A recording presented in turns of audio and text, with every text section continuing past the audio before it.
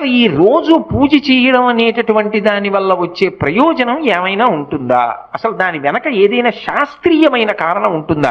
విదురుడు ఎందుకు చెప్పాడు అసలు దైవానికి నమస్కారం చేయమని? నేను మీకు ఒక్క మాట చెప్తా, బాగా గుర్తుపెట్టుకోండి. ఎవరు పూజ చేస్తున్నాడో వాడు లోకము చేత పూజింపబడతాడు. నేనన్న మాట బాగా పట్టుకున్నారా? ఎవరు పూజ చేస్తాడో వాడు లోకము చేత పూజ అందుకుంటాడు.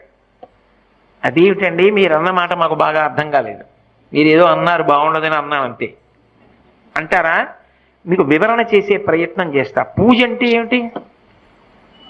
పొద్దున్నే దేవుడి దగ్గరికి వెళ్ళో దీపం పెడుతున్నా, ఎందుకు? ఎవరు భగవంతుడు? చంద్ర సూర్యౌచ నేత్రే కర్ణావాసా శిరోద్యౌ ముఖమవిదహనో యస్య వాస్తేయమబ్ధి అంతస్తం యస్య విశ్వం సురనర ఖగో భోగి గంధర్వ దైత్యైః చిత్రం రమ్రం